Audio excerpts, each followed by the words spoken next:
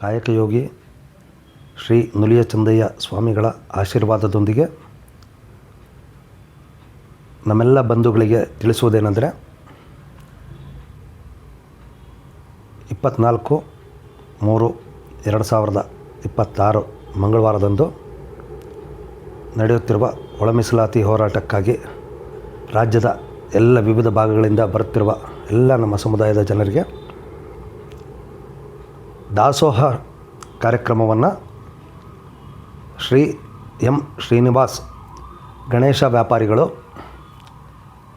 ದಿವಂಗತ ಮುನಿನಂಜಪ್ಪನವರ ಮಕ್ಕಳು ಮತ್ತು ಮೊಮ್ಮಕ್ಕಳು ಇವರುಗಳಿಂದ ಬೆಳಗ್ಗೆ ಮತ್ತು ಮಧ್ಯಾಹ್ನದ ದಾಸೋಹ ನಡೆಯಲಿದೆ.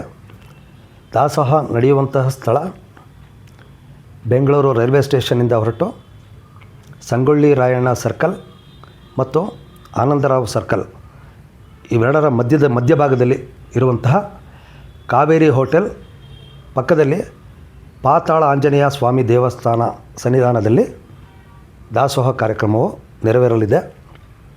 ಮಹಾದಾನಿಗಳು ಆದಂತಹ ಗಣೇಶ ವ್ಯಾಪಾರಿಗಳು ಮತ್ತು ಸಮುದಾಯದ ಮೇಲೆ ಅತೀವಾದಂಥ ಪ್ರೀತಿ ವಿಶ್ವಾಸವನ್ನು ಇಟ್ಕೊಂಡಿರ್ತಕ್ಕಂಥವರು ಹಿರಿಯರು, ಇವರಿಗೆ ಮತ್ತು ಇವ್ರ ಕುಟುಂಬದವರಿಗೆ ಎಲ್ಲ ಜನಾಂಗದ ಪರವಾಗಿ ಶ್ರೇಯಸ್ಸನ್ನು ಬಯಸೋಣ.